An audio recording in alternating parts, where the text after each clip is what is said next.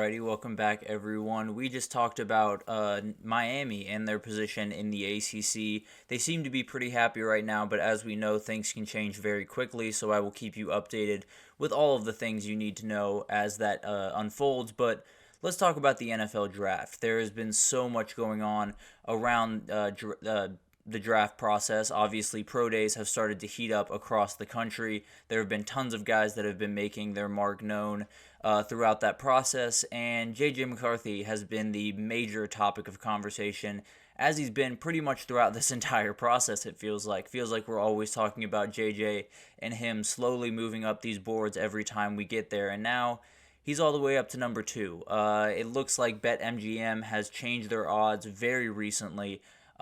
He went, I think, late last Tuesday, actually. He went up to plus 400. He was at plus 2,500, to be the second round pick on Monday. And then that flipped very, very quickly on Tuesday. And obviously, he did have his pro day last week. He did meet with the Commanders at that pro day. So maybe there's some news coming out of that where he very much impressed them in that interview and they really fell in love with him. So it's very possible that the Commanders are now eyeing him as the number 2 guy. I think there are a lot of people that don't necessarily believe that notion, but at the end of the day, Vegas knows a lot more than a lot of us out there. So I tend to lean in their direction when I talk about this type of stuff. But I think the one thing to keep in mind here when you talk about Washington in particular is Cliff Kingsbury is their new OC.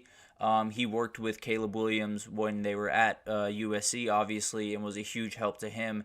And I think, obviously, they're probably not going to get Caleb Williams. He is going number 1 overall, almost definitely, unless anything goes crazy wrong for him from now until the end of the month. But I think when you look at this team and you look at the construction of this team, Dan Quinn, I think, is someone that would really love JJ McCarthy. I think they are cut from the same cloth. I think they have the same view on football, and I think they would really get along. I think Dan Quinn is kind of the, not a mirror image, obviously, but very similar to the guy and the coach that Jim Harbaugh is, so I think that would be a good fit. I think Cliff Kingsbury would be not as great of a fit. I think having someone like Cliff Kingsbury, he's always been very attracted to the very athletic quarterbacks. Obviously drafted Kyler Murray number 1 overall when he was the head coach at the Cardinals. So I think someone like Jaden Daniels makes a little bit more sense for him. I think Dan Quinn might go the McCarthy route. So we might find out who has, obviously Dan Quinn will have more say in that conversation, but I feel like you got to ask the OC when you're drafting a quarterback, especially if that quarterback's going to start day 1 for you. So, as for what I think about JJ going number 2 overall, I don't think this would be the best situation for him for a number of reasons. We just talked about Cliff Kingsbury. I just don't think it fits quite as well as Jaden Daniels would in that system. But also, they just added Marcus Mariota as a backup throughout this the offseason, and offenses are, you can morph offenses to different styles, obviously, and that's not necessarily overly tough, but you'd love to not have to, right? You'd love to be able to call your offense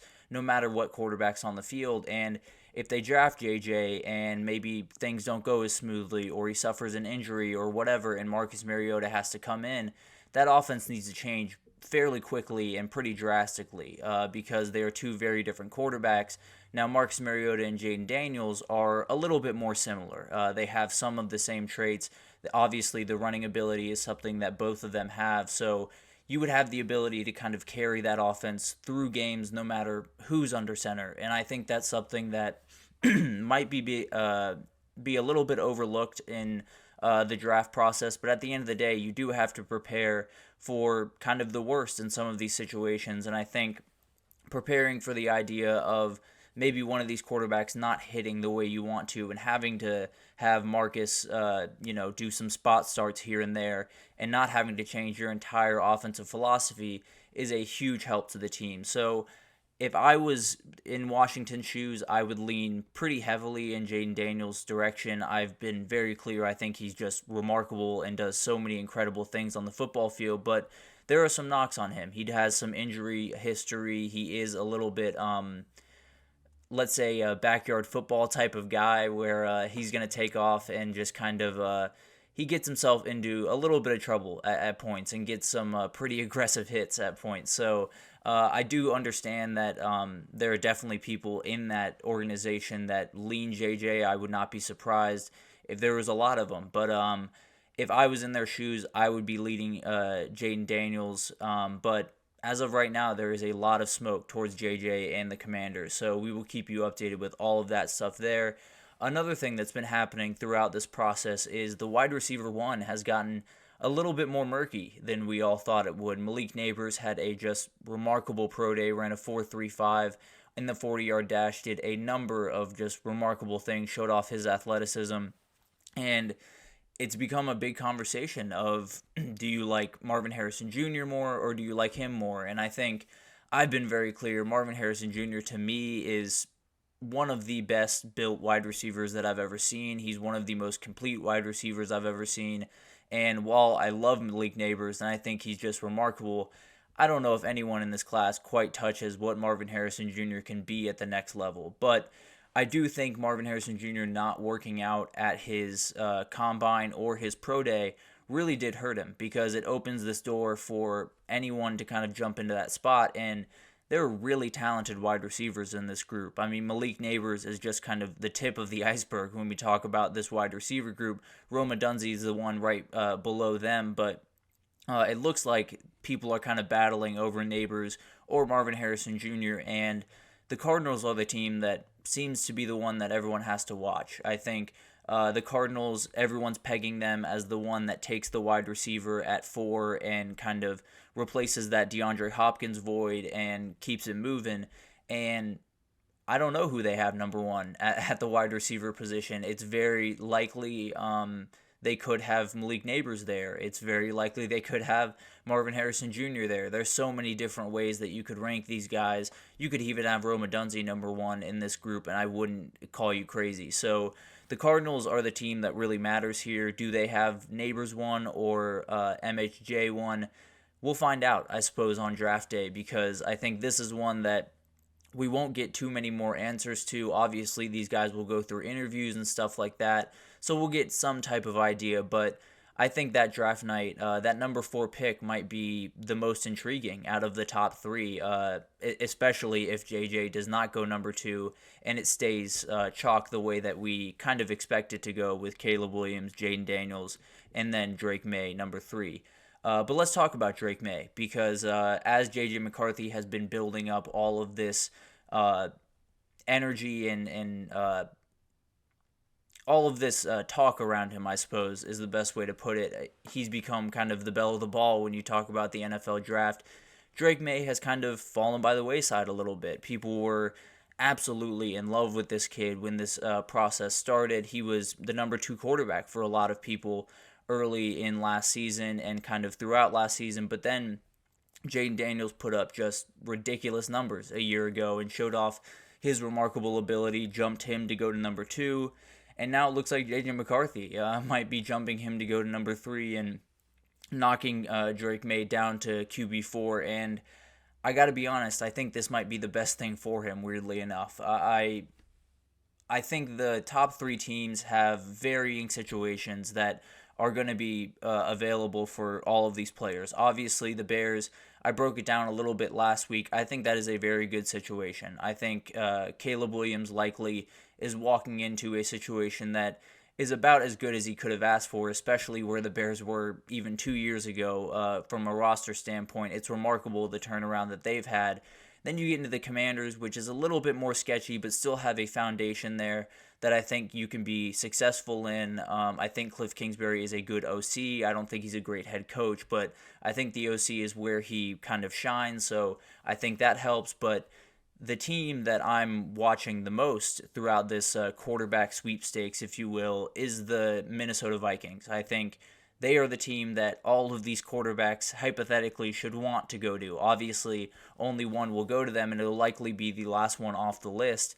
And right now, it looks like that might be Drake May. I've seen a ton of mock drafts that have had them trading up into the 5 position with the LA Chargers, who obviously do not need a quarterback, and possibly grabbing them one of these top guys. And May has been one that I've seen pretty recently, and obviously this is a great situation for Drake May. I think Kevin O'Connell is obviously one of the best offensive minds in the entire game of football. I think he's great at putting guys in the right spot, but also I think having Drake May's arm talent and arm strength in particular will let him open up this offense a little bit more than he was able to with Kirk Cousins. So I think that helps a lot. And then you look at the receiving core, and it's just ridiculous. Justin Jefferson is the best wide receiver in the country, in my opinion. Jordan Addison is developing into one of the best number twos in the entire league. And then you look at TJ Hawkinson, who's a remarkable tight end.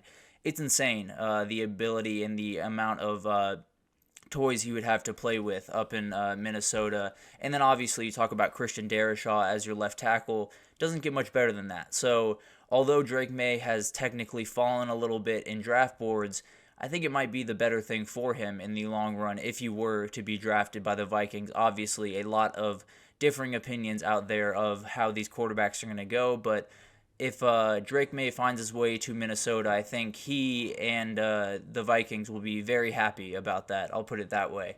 Another thing that I've noticed throughout this draft process is Brock Bowers just continues to slowly slip down the boards. And I kind of understand where people are coming from, but I also think they're making a massive mistake. So I think people are getting a little bit gun-shy around tight ends early in the draft. Obviously, Kyle Pitts was taken number 4 overall by the Atlanta Falcons, and things have not quite worked out there. He did have some injury trouble, did have 1,000 yards in his rookie year, so I think there's still ability there, but at the end of the day, that is not necessarily looked back on as the greatest pick in the world. So I think Brock Bowers has made some teams a little bit nervous. He is a little bit undersized for the tight end position. People worry that he's not the greatest blocker, although for his size, he's a very, very solid blocker. I think Brock Bowers, in my personal opinion, is not necessarily just a tight end. I think he is someone that is